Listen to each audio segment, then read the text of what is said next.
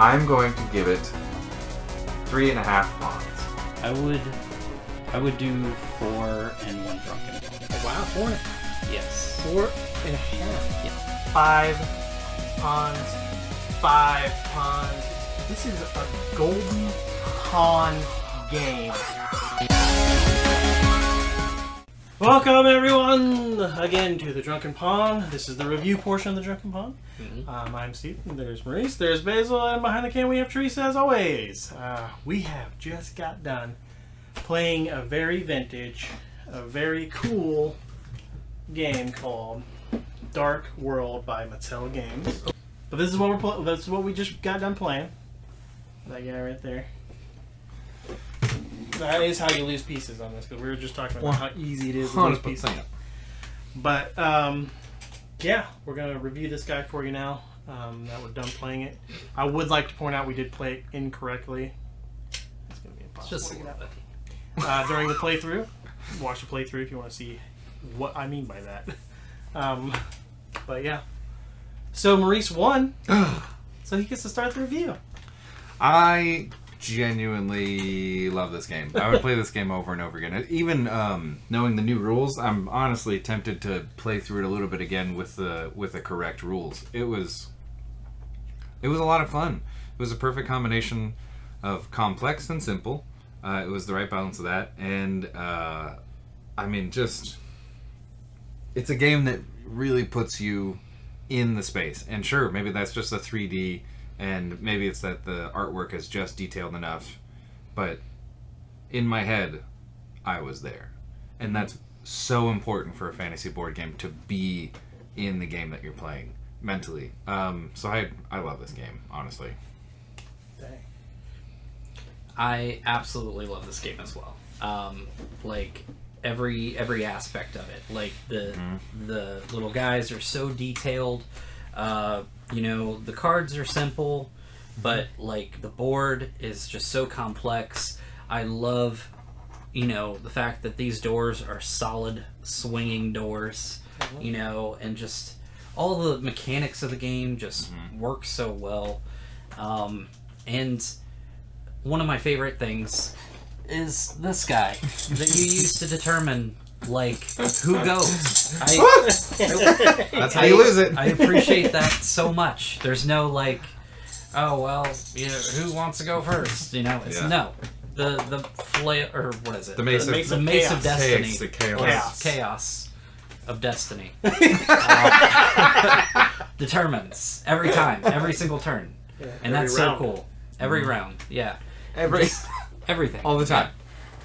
Yeah, so can't say enough good things about it. All right, so I played as Korak, which was the bad guy placing the characters on the board, the villains on the board.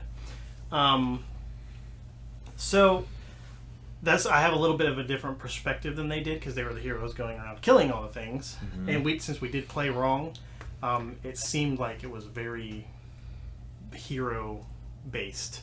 Like as the main bad guy, you're just kind of like, okay, well, here's some more guys, kill them, I guess.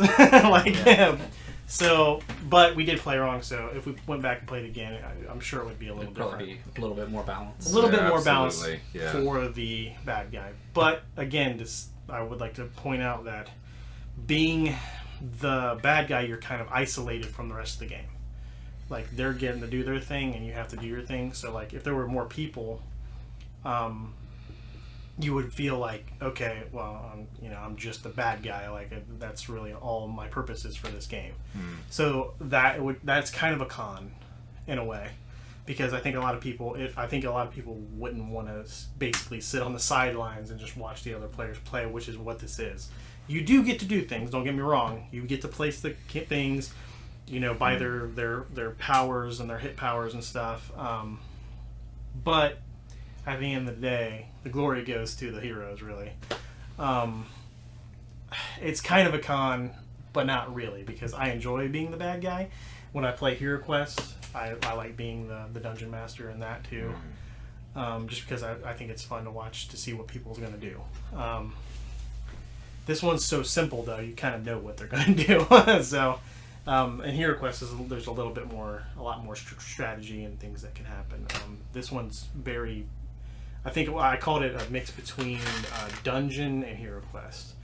So it's got the simplicity of Dungeon, but all the cool figures and the setup of Hero Quest. So yeah, I enjoyed it. I enjoyed playing my part in it. But yeah. So what would you give it pawn-wise? Man, well, before hearing your side of it, I was prepared to give it a full five pawns. After hearing your side of it, I'm going to reduce that by 1 drunken pawn. I love this game because all I could think the entire time was like what it would be like to be these characters, and also like just generating idea after idea of like the mechanics of this game and how you could put those in other games and stuff like that. Oh yeah. But hearing how slow and kind of uneventful it is for the Dungeon Master, I kind of wish that you had gotten magic cards for every time you knocked us out. Yeah, or something like Something special, something that would make your turn different or special strategically. So, after hearing his take on it, I will give it a 4.5. Basil? I'm going full 5. He doesn't give a crap about me. No. I think 2 things. One, obviously we didn't play it right, so it wasn't nearly as balanced. 2, you skipped a lot of the things that you could have done. You skipped a lot of your turns. Like moving stuff or moving the hunter. No, I did that strategically though. That was strategy on my part. Well, I thought it was. Yeah. But, I mean, you had the option of moving this guy a lot more than you did, or... I didn't want to kill my own men. Yeah. But that was... just saying. Yeah. Mm-hmm. That's something I chose to do during my... Yes. But I still feel like, you know, if we had played it correctly, it definitely would have been a lot more balanced, and maybe less of a negative experience for you. But, yeah. I still 5 stars. Or 5 pawns. See, all you want is... It makes sense, though. Everything stars. Everything stars. We're trying to be different, though. We want to do pawns. We're doing 5 pawns. I would give it... I'm going to... Because of how much fun you guys had, and I'm not saying I didn't have fun, I just... Like Marie said, I feel like there could have been more options for the bad guy. I'm going to give it a 4.5 as well. Like Marie's. Since I haven't had the experience of playing as the heroes, I don't really know, but as much fun as you guys had, I can tell. Like, okay, it's fun. So, and 4.5 is nothing to stake a shick at. Don't stake a shick at it. Shake a stick at. So yeah, I think that will. I have 4.5, 5 pawns, very close to. I was getting my butt handed to me like the entire first half of the game, and I still pulled it out. Yeah, it was 66 to 63 point wise. Yeah. Like watch that playthrough. I'm gonna try to cut it down because it is longer than what it says. This says it's only like 30 to 60 minutes or something. Yeah, it's a lot. Especially now that we're harder. Yeah. Yeah. So watch out. Yeah, it's a little longer. But yeah, check it out if you can find it. This is a hard one to find complete. I'm gonna warn you right now. There's a lot of incomplete ones out there that you'll have to piece together. That's what I had to do with this one. So, good luck to you if you want to play this one the correct way, fully with everything. I mean, I'm sure you could, substitute out stuff if you wanted to make it work, but it's nothing like playing with the actual original pieces. Nothing like it. Yeah, and they, like I said, they did such a good job on all of them. All the good. pieces are incredible. Even the little health potions, they have intricate designs on there. Yeah. The mummy has teeth and eyes. This had to have been a super expensive game to produce. This is crazy. I don't know how much expensive. it retailed for. Who knows? Probably $50-$60 probably retailed. Maybe. It's And then Mattel immediately games, so. you lost all of the pieces, so it'd be real disappointing if you got that for Christmas and you're like, Oh yeah. all the potions are gone. They're supposed to be 12. Where Well, are your little they? sister put them all up her nose. Yeah. They swallowed the rest. Yeah. Because these will be so easy. Do not play with small children with this. Nope. Look Yeah. at this. Yeah, it says for ages 10 and over. Really, it should probably be a smart 10-year-old. It says I would caution, note, not suitable for children under 36 months. Contains small parts. God, I feel like 36 months years. is generous. When did this come out? This came out in 1992, but And that's a 1992 warning for children. Take That's that. true. That's when you could still bathe with toasters and stuff. Yeah. You know? Mercury thermometers. Yeah. That's when they expected you to lose a kid or two. Go, you got twins? Good. You can, one of them can go. But yeah, I think that'll do it for the review portion of the Drunken Pawn here. We did have, what do we have in the stein tonight? Einstock And 300. Little Fish. And Little Little Fish Fish, Brewery. Yep. Yep. Those Both were good. all amazing. Yeah, they're great beers. They're wonderful. Check them out. All that'll be in the description below. Mm-hmm. Make sure you subscribe. Race was the winner. You can see him here. He's holding the golden hammer. So you gotta hammer that subscribe button.